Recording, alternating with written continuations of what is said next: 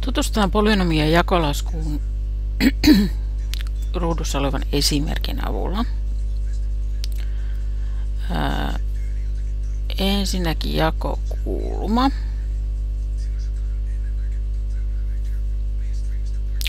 Jaettava kirjoitetaan tänne jakokulman alle. Laskevien potenssien mukaisessa järjestyksessä. Mikäli sieltä puuttuu joku potenssi, niin sitä varten jätetään tyhjää tilaa, koska sitä tilaa tarvitaan sitten tulevissa vaiheissa.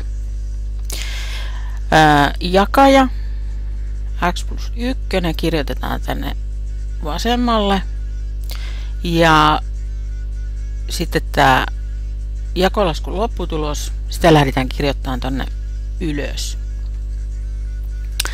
Ja nyt aloitetaan siitä, että tämä ensimmäinen termi 3x toiseen jaetaan jakajan ensimmäisellä termillä eli x:llä.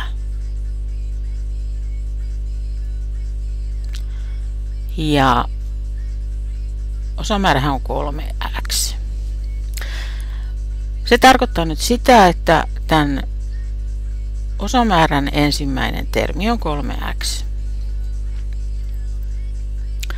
Seuraava vaihe on suorittaa kertolasku.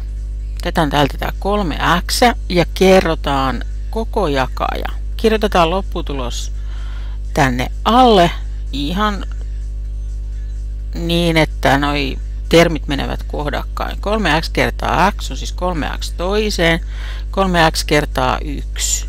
Se on 3x ja kirjoitetaan siis plus 3x tonne x-termin alle. No, niin kuin tavallisessa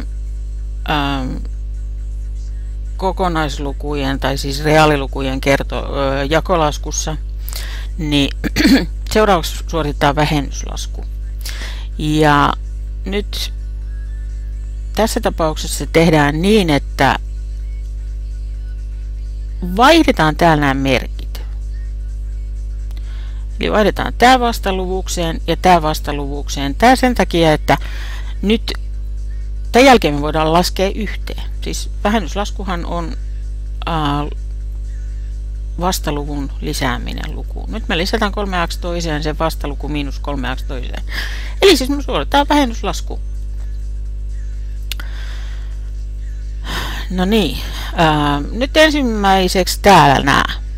Näiden kuuluu kumota toisensa, jos kaikki on mennyt niin kuin pitäisi. Se oli se, mitä tässä suoritettiin. Ja nyt täällä sitten miinus x, ja sitten tämän merkki vaihdettiin miinus 3x. Sieltä jää siis yhteensä miinus 4x. Ja otetaan tuolta ylhäältä toi miinus 4 tähän perään valmiiksi odottamaan. No niin, nyt me on käyty tämä algoritmin vaihe läpi. Nyt meillä on täällä korkein termi miinus 4x. Jaetaan se täältä korkeimmalla termillä eli x:llä. Ja jakolaskuhan antaa miinus 4. Miinus 4 on siis seuraava osamäärän termi. Miinus 4 kerrotaan nyt sitten täältä jakaja ja saadaan miinus 4x ja miinus 4 kertaa 1 on miinus 4.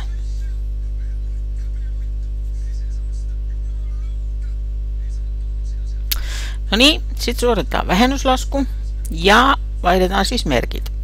Toi miinus vaihtuu plussaksi, toi miinus vaihtuu plussaksi ja nyt yhteenlasku miinus 4x plus 4x on 0, miinus 4 plus 4 on 0.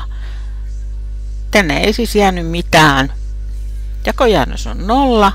Jako meni siis tasan. Ja nyt voidaan siis todeta, että 3x toiseen miinus x miinus 4 jaettuna x plus 1 on 3x miinus 4. Tuloksen voi tarkistaa.